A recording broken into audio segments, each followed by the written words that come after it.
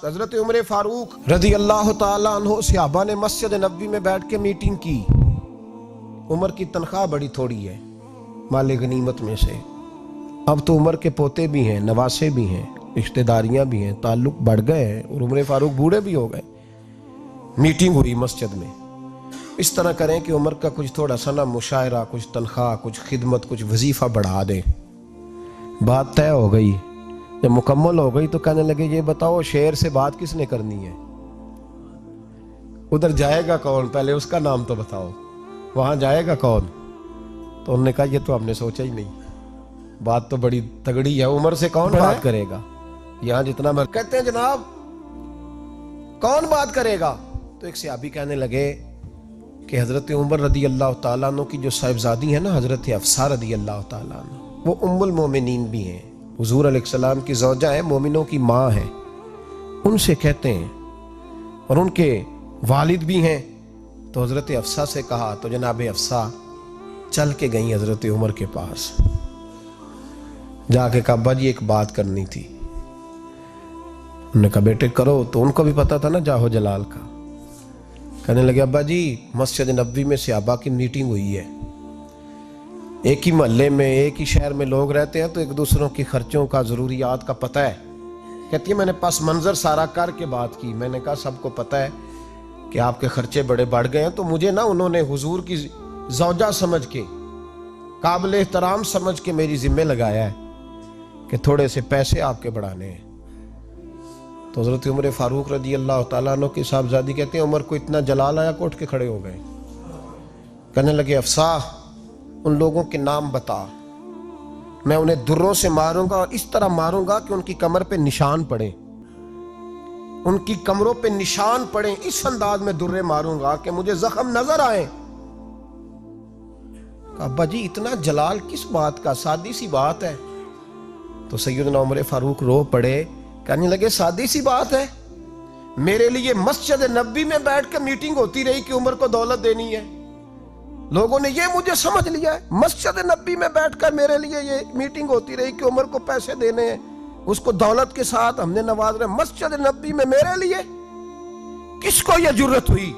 फरमाए हफ्सा काश कि तू मेरे पास पैगाम लेके ना आती, कोई और आता और फिर मैं उसे दुर्रों से मारता। हजरत हफ्सा कहती है मैं खामोश हुई तो मेरी तरफ देख के फरमाने लगे बता ना, तो नबी पाक के घर में रहती थी, मेरे मुस्तफ़ा का तरीका क्या था, करना बात उस तरीके पे मेरे साथ गुफ्तगू कर। तो हजरत हफ्सा कहती मैं रो पड़ी। मैंने कहा अब्बा जी गलती हो गई, आइंदा नहीं करूंगी। भाई मेयार बनाया हुआ था, आप यकीन करें हमारे ताल्लुकात, आप शादी पे देख लें, जो गरीब रिश्तेदार है उसे कौन मनाने जाता है, लेकिन सारी बरादरी इकट्ठी उसके दरवाजे पे बैठी है, जिसने आना है तो कुछ लेके आना है।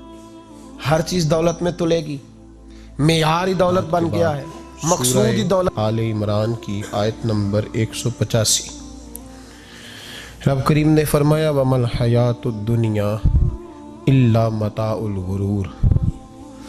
फरमाया ये जो दुनिया की जिंदगी है ये सारी धोखा है, नहीं है दुनिया की जिंदगी मगर एक धोखा। दुनिया बनाने वाला खुद फरमा रहा, बनाने वाला कह रहा है धोखा है।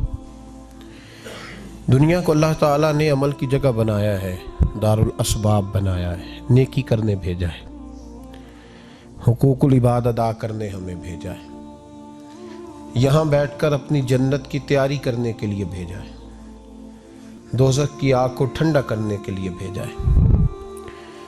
ये जो मिजाज उम्मत मुस्लिमा ने अपनाया है कि दुनिया जमा करना, दौलत इकट्ठी करना, अपनी ज़िंदगी की दौड़ पैसों से शुरू करना और पैसों पे ख़त्म करना, इसको पसंद नहीं किया ना अल्लाह ने ना अल्लाह के रसूल सल्लल्लाहु अलैहि वसल्लम। रिज़्क़े हलाल कमाने को इबादत कहा, लेकिन मकसूद रिज़्क़े हलाल नहीं, मकसूद अल्लाह की ज़ात है, मकसूद अल्लाह के रसूल सल्लल्लाहु अलैहि वसल्लम की ज़ात है। हम चलेगा रिज़्क़े हलाल कमाने को हुज़ूर सल्लल्लाहु अलैहि वसल्लम ने इबादत का दर्जा दिया है। नबी पाक सल्लल्लाहु अलैहि वसल्लम ने हुकूकुल इबाद अदा करने को भी अल्लाह के कुर्ब का ज़रिया बनाया है। पर मैंने अर्ज की कि ये तो सिर्फ मंजिल नहीं है, ये तो रास्ता है, ये तो सफ़र है। जो लोग सफ़र कोई मंजिल बना लेते हैं वो नादान होते हैं। नबी करीम सैयद आलम सल्लल्लाहु अलैहि वसल्लम की खिदमत में अर्ज़ किया गया कि या रसूल अल्लाह सल्लल्लाहु अलैहि वसल्लम, कुछ लोग कहते हैं हम शादी नहीं करेंगे, घर नहीं बसाएंगे, बच्चे नहीं पैदा करेंगे, हम सिर्फ इबादत करेंगे, दिन को रोज़ा रखेंगे, रात को नफल पढ़ेंगे, कोई निकाह नहीं करेंगे, कुछ नहीं करेंगे। तो नबी पाक सल्लल्लाहु अलैहि वसल्लम ने फरमाया उनसे कहो कि तुम्हारे लिए बेहतरीन ज़िंदगी वो है जो मैंने तुम्हारे सामने गुजारी है। मैं आराम भी करता हूँ, निकाह भी करता हूँ, औरतों का हक भी अदा करता हूँ, मैं अपने बच्चों की देखभाल भी करता हूँ। फरमाया तुम पर तुम्हारे खुदा का अगर हक है तो तुम्हारे नफ्स का भी तुम पर हक है, तुम्हारी आँख का भी हक है, वो आराम करना चाहती है। ये सारी तरतीब हमें नबी पाक सल्लल्लाहु अलैहि वसल्लम ने दी, लेकिन हमें फरमाया कि मकसूद तुम्हारा खुदा है, मकसूद तुम्हारे रब की रज़ा है, तुम्हारे नबी पाक अलैहिस्सलाम की ग़ुलामी तुम्हारी मंजिल है। मेरे महबूब अलैहिस्सलाम ने फरमाया हुब्बुद दुनिया रासतुन कुल्लि खतिया। ये जो दुनिया की मोहब्बत है ना, ये हर गुनाह की जड़ है। जब इंसान दुनिया की दौलत से प्यार करने लग जाता है, फिर वो कत्ल भी करता है, फिर वो जुल्म भी करता है, फिर वो ज्यादती भी करता है, फिर वो हराम भी खाता है, फिर वो यतीम को भी लूटता है, फिर बेवा का माल खाना भी उसे परेशान नहीं करता, फिर करोड़ों रुपया हजम कर लेता है, लक्कड़ पत्थर हर चीज़ उसको हजम होने लगती है। असल बात यह है कि उसे मोहब्बत दुनिया की दौलत से हो गई है। यही एक बुजुर्ग के पास नॉर्वे से दोस्त ने फ़ोन किया, मुझे कहने लगे आप बड़ी तकरीरें करते हैं, कोई हमारे हक में भी कर दो। तो मैंने कहा कि आपको क्या है? कहने लगे आप परदेसियों की मजबूरियां नहीं समझते। मैंने कहा क्या हुआ?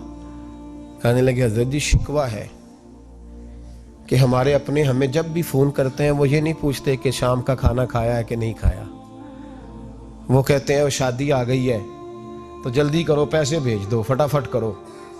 कहते हैं कभी किसी ने हमसे हमारा हाल ही नहीं पूछा, कभी किसी ने ये गौर ही नहीं किया कि वो परदेश में गया है और शाला परदेसी कोई भी न थी वे, कख जिना तो पारे ताड़ी मार उड़ाना बाहू असी आप ही उड्डन हारे। तो तैयार बैठे हैं, हाल ही कोई नहीं परदेश में।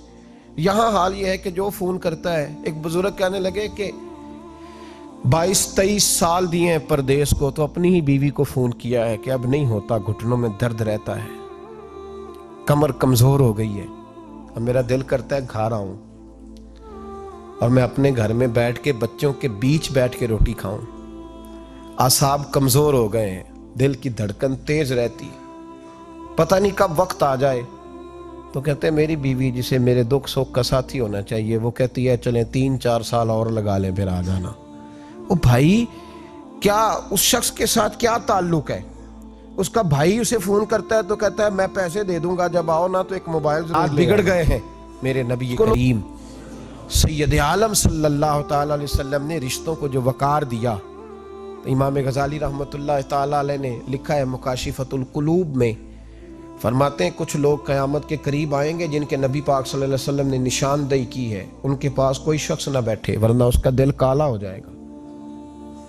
का हुजूर वो कौन से? तो फरमाने लगे नबी पाक ने कुछ लोग बताए हैं, उनके पास नहीं बैठना। कौन से? मुस्तफ़ा करीम ने फरमाया युहिब्बून दुनिया व यंसौनल आखिरा, जो दुनिया को से प्यार करने लगे और आखिरत को भूल जाए। इमाम साहब फरमाते हैं इनसे दूर रहना, दिल काला हो जाएगा।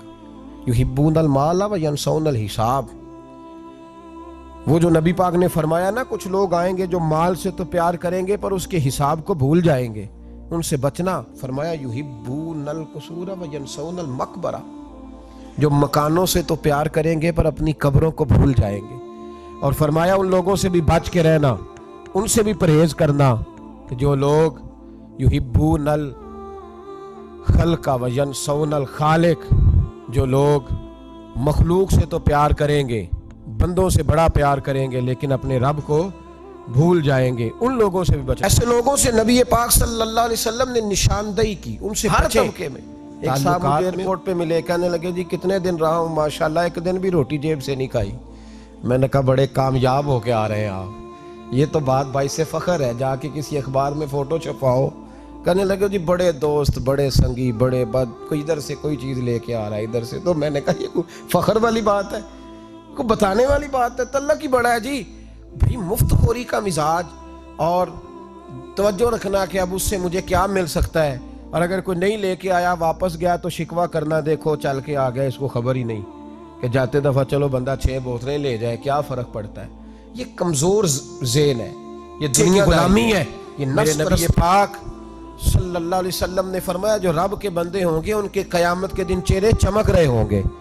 तो या रसूल अल्लाह सल्लल्लाहु अलैहि वसल्लम इसके अलावा भी कुछ बंदे हैं? फरमाया लुईना अब्दुद दुनिया व अब्दुद दिरहम, फरमाया कुछ दुनिया के बंदे हैं, कुछ दिरहम के बंदे हैं, तर्जुमा यूं कर लो कुछ डॉलरों के बंदे हैं। ये हदीस मिशकात में मौजूद है। डॉलर के, रियाल के, लाख के, करोड़ के बंदे। हुजूर वो कौन है? फरमाया लुईना अब्दुद दुनिया व अब्दुद दिरहम, जो दुनिया का और दौलत का बंदा बने वो लानती है, मलून है। ये खुदा का बंदा रहा ही नहीं, ये पैसों का बंदा बन गया है, दौलत का बंदा बन गया है, इसका मियार बदल गया है। हजरत सालम बिन अब्दुल्ला बिन उमर, हजरत उमर फारूक के पोते थे, काबे का तवाफ कर रहे थे। तवाफ मुकम्मल हुआ, 8वां इस्तलाम करके मकाम इब्राहिम के पास नमाज पढ़ने लगे तो खलीफा वक्त का आ गया, गवर्नर। अस्सलामु अलैकुम के बाद उसने फौरन बात छेड़ी, कहने लगा हुजूर कोई हुक्म हो तो बताइएगा। तो आप कहने लगे तू बड़ा ही बेवकूफ़ है यार, तुझे किसने गवर्नर बनाया? बड़ा तू बेवकूफ़ है, तुझे तो सलीका ही नहीं बात करने का। हुजूर क्या हुआ? फरमाने लगे खुदा के घर में आके और काबे के सामने खड़े होके मैं बंदों से सवाल करूं, यहां आके भी बंदों से मांगू? तू बड़ा ही बेवकूफ है। सामने उसका घर है, सामने उसका घर है बैतुल्ला और हजरे अस्वद और मकाम इब्राहिम और मकाम मुल्तजिम, और यहां भी मैं बंदों से मांगू? कहता है मुझे भी कभी किसी ने डांटा नहीं था, मेरे भी पैरों तक पसीना निकल गया। तो मैं मस्जिदुल हराम से बाहर निकल के, यूं समझ लें कि जब लोग बाबे अब्दुल अजीज से या बाबे फात से बाहर आ जाते हैं, कहते हैं बाहर निकल के ना मैं खड़ा हो गया। मैंने कहा चलो फारिग होके आते हैं तो बात करता हूँ। हजरत फारिग होके आए तो मैंने कहा हुजूर अब तो बैतुल्ला सामने नहीं, अब भी कोई सवाल करे। तो फरमाने लगे अच्छा ज़रूरी है? कहा हुजूर ज़रूरी है। तो फरमाने लगे चल पहले बता, तुझसे दीन मांगूं कि दुनिया मांगूं, बोल। तो कहने लगा हुजूर मेरे पास तो दुनिया ही है, दीन तो आपके पास है। जब ये जवाब दिया तो हजरत सालिम चलने लगे और चलते चलते फरमाने लगे जा अपना काम कर, दुनिया तो मैंने उससे कभी नहीं मांगी जिसने दुनिया बनाई है, मैंने उससे नहीं कभी मांगी, तो तू क्या हैसियत रखता है? मैंने तो उससे भी जब भी मांगा है या उसका कुर्ब मांगा है या उसके रसूल की गुलामी मांगी है, तो उससे नहीं मांगता जिसने बनाई है। तू क्या दे सकता है? तेरी क्या हैसियत है? तो भाई उन लोगों ने करीब फटकने नहीं दिया, उनके करीब ये चीज आई नहीं, बेनियाज लोग थे, तवज्जो ही नहीं की है। वक्त के अमीर थे हजरत उमर बिन अब्दुल अजीज, तवज्जो है मेरी बात पर? हजरत उमर बिन अब्दुल अजीज बादशाह थे। अब हम लोगों ने भी बच्चों का बहाना लगाया हुआ है ना, बस जी वो मैं चाहता हूँ बच्चों का कुछ बन जाए, तो बच्चे बालग हो गए तो करा ना रजिस्ट्रियां उनके नाम, फारग हो जाओ, आ जाओ मस्जिद में छोड़ो। लेकिन फिर भी कुंजियां देने को दिल नहीं करता, फिर भी बाबा जी की प्यालियों से मरने के बाद पैसे निकलते हैं, फिर भी उनके तकिए के बीच से भी कुछ वो नोट निकल आते हैं जो अब चलते भी नहीं।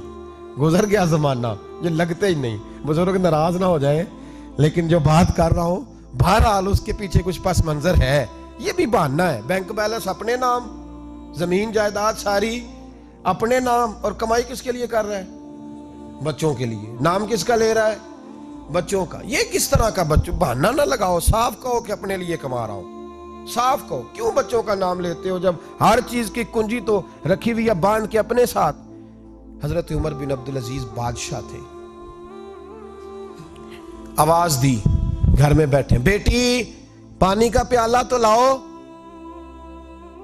बेटी खामोश हो गई, साथ वाला कमरा बेटी का। फिर आवाज दी, बेटे सुन रही हो? अब्बा जी सुन रही हूं, पानी का प्याला देना। बेटी खामोश हो गई। तीसरी आवाज दी तो जौजा पानी लेके आ गई। ने कहा हुजूर पानी। हजरत उमर बिन अब्दुल अजीज को गुस्सा आया, कहने लगे बच्चे किस लिए हैं, वो खुद क्यों नहीं आई? अब इतनी नाफरमान हो गई है कि एक प्याला पानी का बाप को नहीं दे सकती, क्यों नहीं आई? तो जौजा कहने लगी चलें दारगुजर करें। उसने कहा अब्बा को नहीं बताना, पी ले। क्यों नहीं बताना? बताओ क्यों नहीं आई? मैंने उसको पुकारा था, तुम्हें पुकारता तो तुम आती, तुम्हें बताना पड़ेगा। जब बात जरा आगे बढ़ी तो माँ थी ना, बात बेटी की थी, तो अम्मा रो पड़ी, आंखों में आंसू आए। कहा क्यों रोई हो? कहने लगी बेटी का पजामा फट गया, दूसरा है नहीं, और आप लेके भी नहीं देते। कमरे में बैठ के तो पजामा सी रही है, तो कह रही थी अब्बा को बताना ना, उन्हें तकलीफ होगी। तो वो उसके पास दूसरा होता तो आ जाती, एक ही था, तो इसलिए नहीं आई। हजरत उमर बिन अब्दुल अजीज उठे, सर सजदे में रखा, कहने लगे या अल्लाह तेरा शुक्र है, तूने मेरे बच्चों को बकदरे ज़रूरत रोज़ी अता फरमाई।